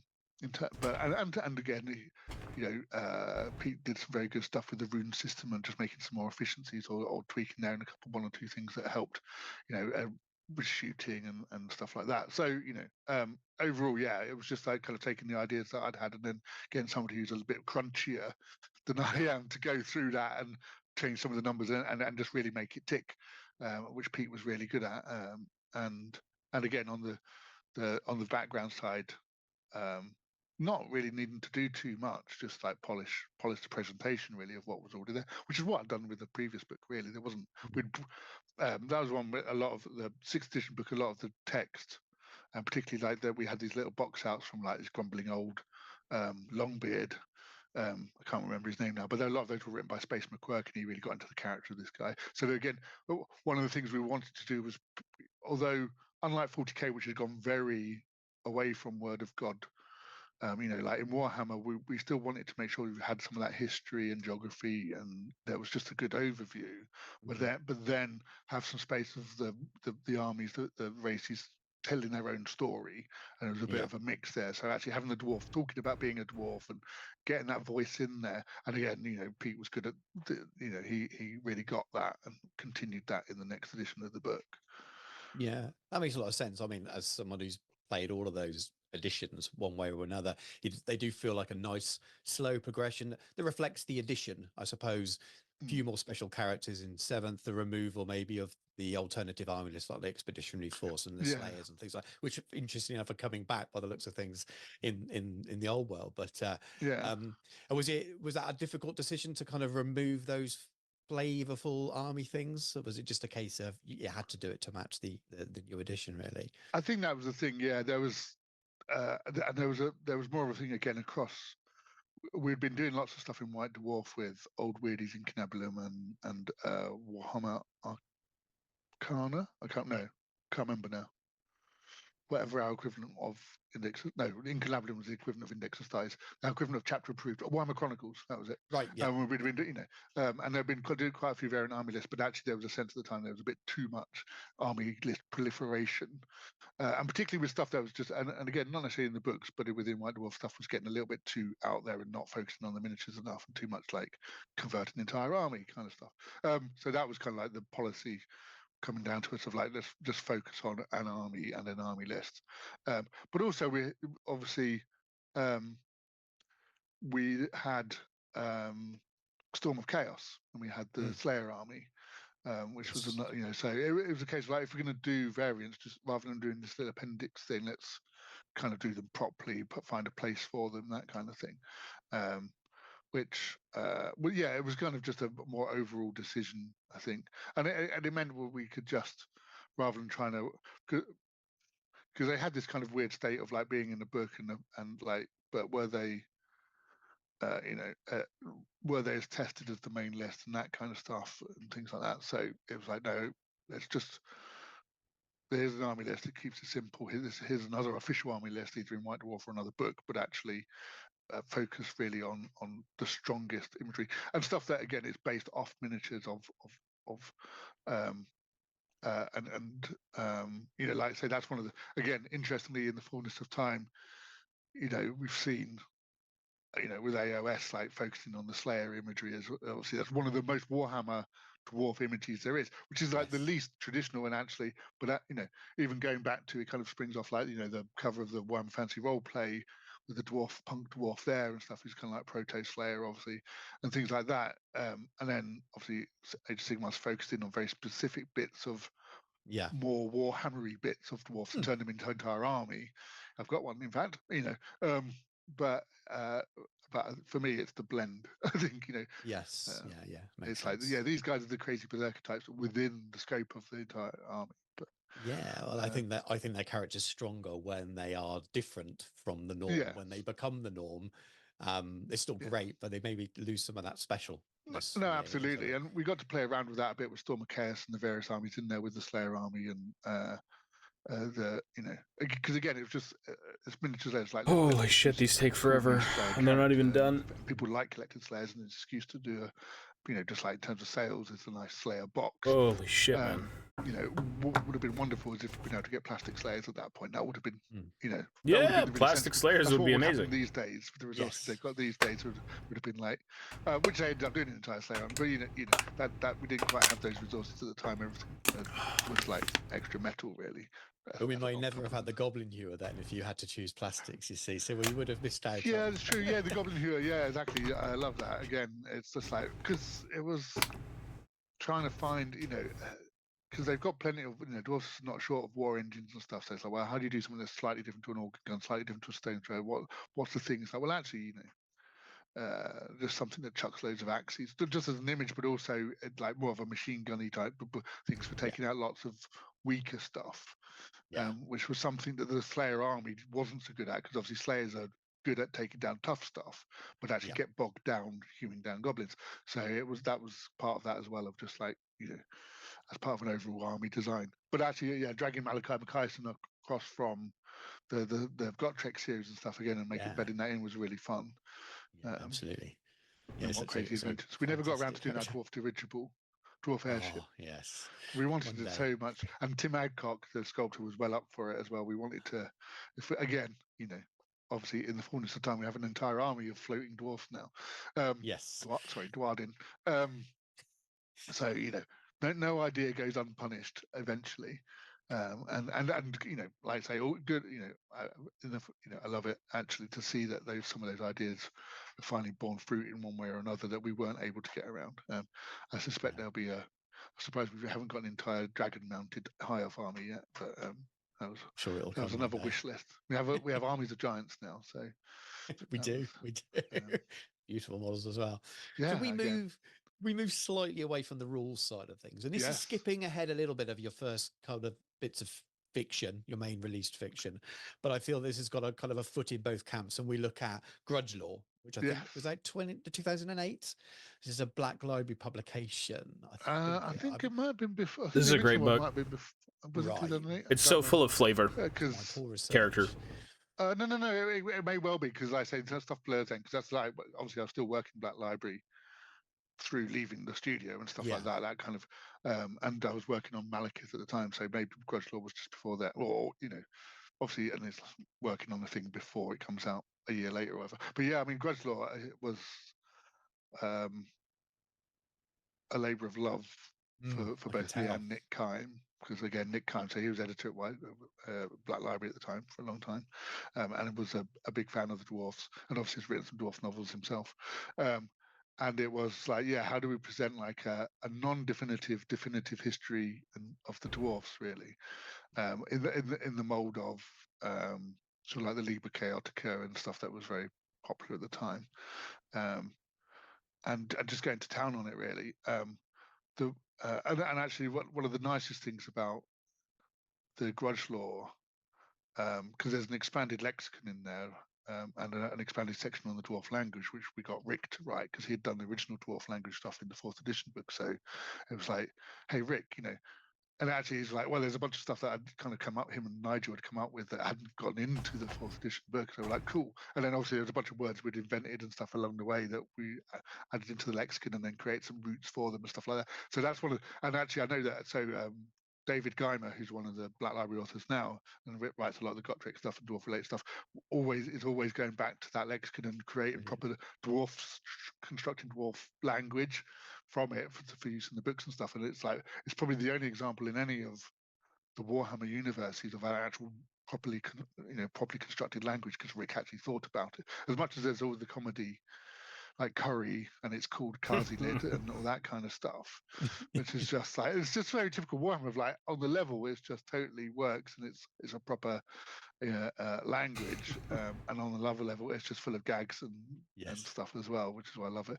So but being able to delve into the great hits and misses of the dwarfs over time, and sort of like sat down with Nick, and we worked out what were the things we wanted to talk about, and how were we going to present them, and what was the resources we had for like doing maps and whatever else, and then how were we going to do certain things. So yeah, it was just a lot of fun, and I think my favorite is still like all of the dwarf names for Calador the Second, which is like Calador the Pointlessly Tall and Calador the Coward and stuff like that, which was just sitting down and coming up with all these insults for this this treacherous elf king. It's a beautiful book, and it goes for crazy money. So if anyone wants to get hold of it and able to for less than about £200 on eBay, then they're very, very lucky. But it's a beautiful book. And now Grudgelore is probably the most flavorful, like, dwarf lore, just an understanding. Well, there's a few of them because they have like dwarf roleplay books as well, but Grudgelore not being really a roleplay book, but more so like in the vein of just straight up fantasy. It does kind of tell you like how trading works and holds work and some of the major grudges throughout the world against orcs and high elves and all that crap. It's a cool fucking book. And there is one entire page dedicated to insults against Calador II, which is fucking funny. But it's great. That's probably one of the best books that they ever put out for dwarves. And now it's just unfortunately way too expensive, and I don't think they're ever going to reprint it, and if they do, that'd be fucking cool, but I already own it, so whatever. You can see the love that's gone into it, and it's of its time. I can't see that being books like that being made today. They're too far away from. It's not rules. It's not fiction. You don't seem to see that kind of. Did you? Yeah, I mean, the cat stuff it gets better. It gets better. It was a little weird in that book. I'll agree, a little weird. Well, you're basically on the last one then, right? Zombie Slayer, before it takes it to like the end times. Zombie Slayer is good. Zombie Slayer is straight up like depression. You're like, when is this going to end? But not like, when is the book going to end? When are these events going to end? Like, it is relentless. Like, it really gives you a perspective into how fucking terrifying the undead can be in a siege. And Shaman Slayer and Zombie Slayer are like Demon Slayer and Dragon Slayer. Kind of the same deal where it's like maybe half of a book. You know, it leads into another one, and you kind of have to like read them together. So I would get on that. Like, if you did Shaman Slayer, just finish Zombie Slayer, and you'll be like, okay, Zombie Slayer was one of the best. Because it's fun. It's very gross, very sad, very long, and very relentless at a certain point. So I liked it. It was great. Production now. Yeah, possibly. I mean, there's it depends on style, I suppose. Because what's the camera doing? There was a recent kind of update. Why does it keep going up, brother? Oh, fuck. Up, you piece of shit camera.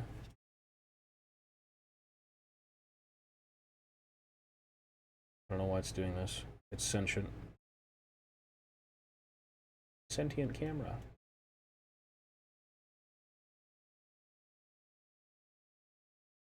Cool. Okay. Date of essentially the Index Astartes, there was a guide to the founding chapters, but that's Space Marines, and they break all the rules. You can get away with publishing something about Space Marines because you just know it's going to sell X amount before. So yeah, I mean, but interestingly, if people, again, probably not as easy to get anymore, but the Dwarf Omnibus that combines Grudge Bearer and Nick's two novels have most of Grudgelore actually as appendices in the back of that omnibus. Yes, yeah. So, but not the complete thing and not the full format, which is it's lovely. You know, the thing is, I mean, I'd make a fortune now. I think I must have given them away or sold them earlier because I had back then we used to get 3 author copies, so I had 3 copies of Grudgelore. I've only got 1 left now, which I'm not getting rid of.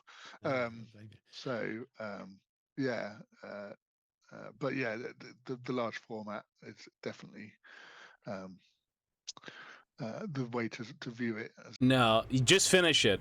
Honestly, the reason you should finish it is because that is basically the last novel before the end time stuff. Or you could go off and read like the one-off novels like Road of Skulls, which doesn't take place at that point, but you could do Road of Skulls, you could do what was the other one? City of the Damned, and then Serpent Queen.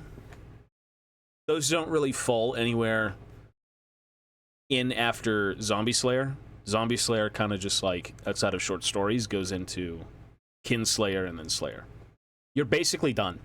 If you finish Zombie Slayer, take a break, because then you could say, "Well, I took a break. The end times was happening, and now here we are with the end times and Gotrek and Felix."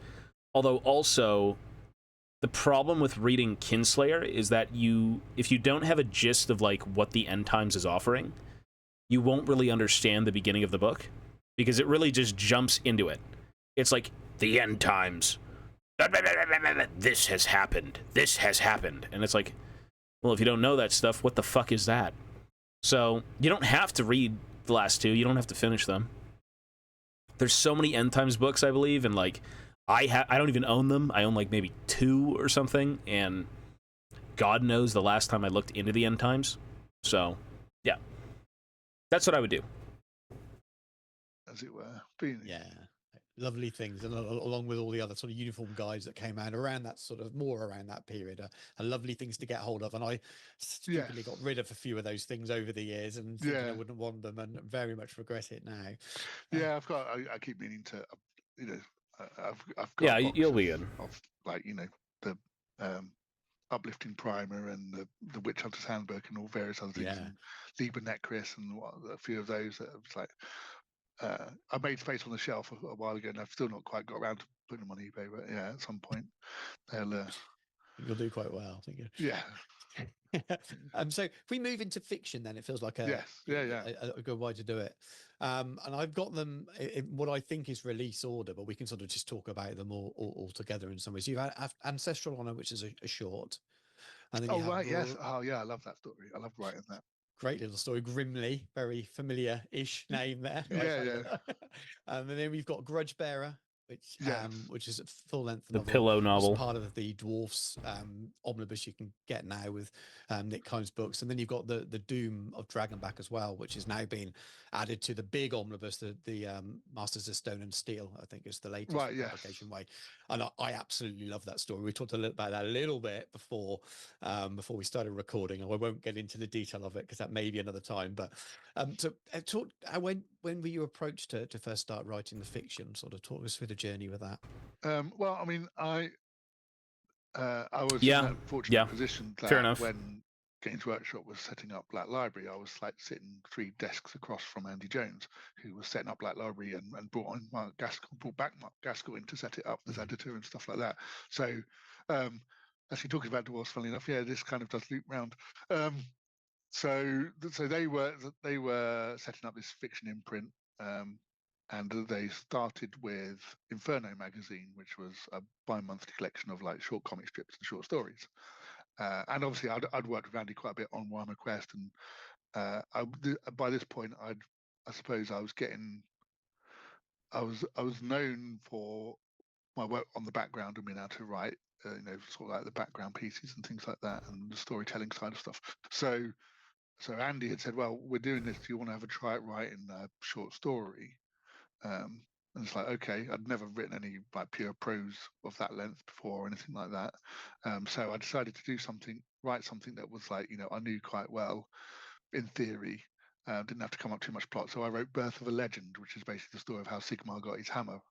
So it's like just a small topic that we'd throw away. No. But of course, and half of that was actually from the dwarf's point of view, from the Dwarf King captured by the orcs, and I wrote that in the first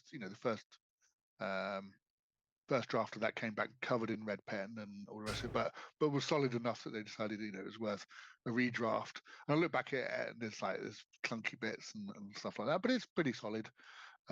Story about Sigmar rescuing King Kurgan and being presented with Heldenhammer at the with Galmaraz at the end. So my first story actually had dwarfs in it, and it's kind of quite dwarfy.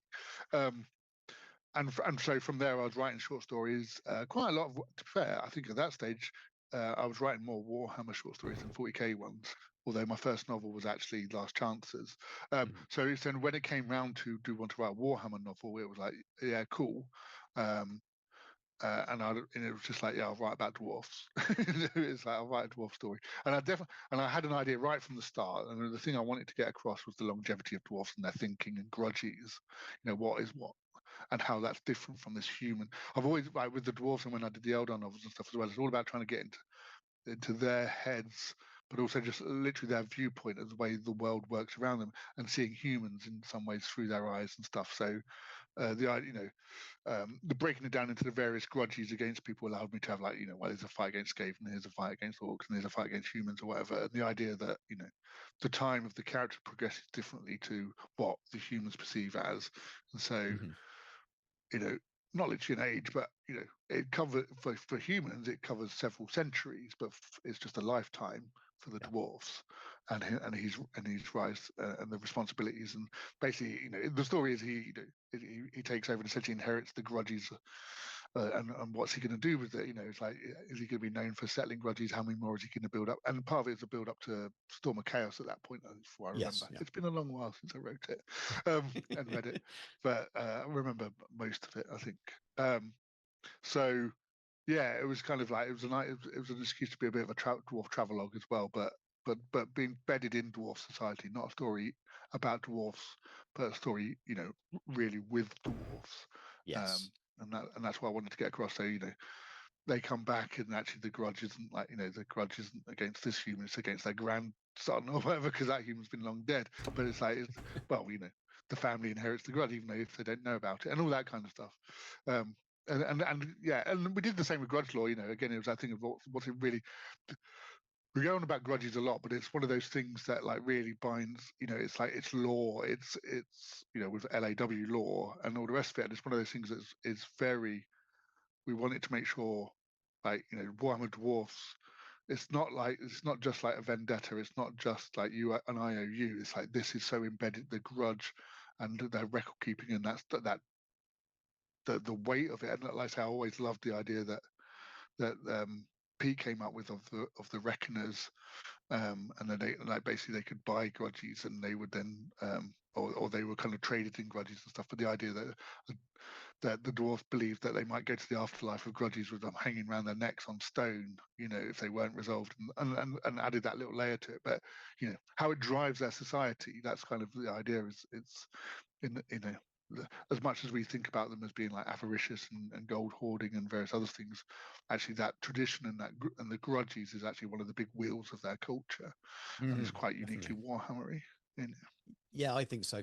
I think of Warhammer Dwarves as grudges and honor. So so the path to Slayerdom, rather than the Tolkien-esque, which is more about gold and how they may be, driven mad by it, as we've seen in certain stories. Yes. For Warhammer, it's all about grudges and vengeance and honor, and I think that's a really nice departure from other forms of stereotypical now, I suppose. Dwarves. And I think that a few people mentioned it, but so my highlight from Grudge Bearer, I think, actually is demonstrating the killing power of a dwarf pillow, which is, in one, I won't spoil it, but there's a particular instance where a pillow is wielded as a weapon, which is quite entertaining. And that kind of, and the other thing again is because you don't get it very much really, but there's a few songs in there, because I'm one of those people that's a sucker for songs in fantasy novels. But of course, they're all kind of they're all based on or riffs on folk songs, or or folk songs that have kind of become. There's one that's kind of folk song that's kind of become a rugby song, and that kind of stuff. And so, because it's that kind of raucous sort of, like, it's not refined music, elven kind of, like, harps and stuff. It's banging a tankard on the table, singing stuff. And there's, because he gets married, I think, doesn't he? There's and that kind of stuff. So again, it's like ways of looking at dwarf culture away from the battlefield and through his journey, and all of these normal things. So yeah, there's quite a drunken song at his wedding, I think. Oh no, not at his wedding, at his equivalent of his stag party, I think. And which you'd expect, and I really like that, by the way, your style of writing with them, and I think that continues in with the Doom of Dragonback as well. You feel like you could be new to dwarves and read them and learn so much about dwarves in Warhammer and their society, right down to the everyday stuff. And you see that in the Doom of Dragonback as well. So, but what approach did you take to writing that one? Because that was a few years after as well, wasn't it? Yes, I mean that was so Warhammer Legends. So the idea is picking something significant, and there was quite a lot of the ones we talked about, and things were changing slightly. So, you know, obviously the big ones, like Graham's Empire ones, I did the Sundering. There was Clint Werner was doing sort of like the big kind of like the big Empire beats with the Skaven and that kind of stuff. But by this point, I think the sales were starting to drop off slightly, so they decided to do some one shots really. So rather than and which is a shame because of course we'd just reached the point where we're going to do the War of Vengeance / War of the Beard, which I think would have been like amazing. And there was a couple of them done, but actually just gone in like full on trilogy from the elf point of view, trilogy from the dwarf point of view, properly planned out and done, I think would have been amazing, but that wasn't to be. Yeah, it really was. So it was a slightly I wouldn't say the novels were great and stuff, but it was like that. Unfortunately, the steam was running out of the Warhammer Legends series slightly at that point, for whatever reason. So Doom of Dragon back to the dwarf, it's like was an opportunity to just do this one off. So I'm trying to think of something that would fit, and having done Grudge Law and been quite familiar with a lot of the big dwarf. I am so tired. And stuff like that. I'd finish it, but I'm so fucking tired. I can't even move my hands anymore, dude. These are satanic. You need some, like, trip to the Himalayas to bathe in fucking lost pools of holy water to fix these hands. For this shit, god damn. Anyways, that's gonna be it for me. Holy shit, I am gonna go lay down. I am way, way too tired, and if I was someone who drank, like, energy drinks, maybe I'd still be able to do anything, but, like, good god, man. It's 11 o'clock, and I feel like I've been here for 24 hours. Anyways, that's it for me. Peace, stay safe, be well. Have a great night, and I'll catch you guys tomorrow. Peace.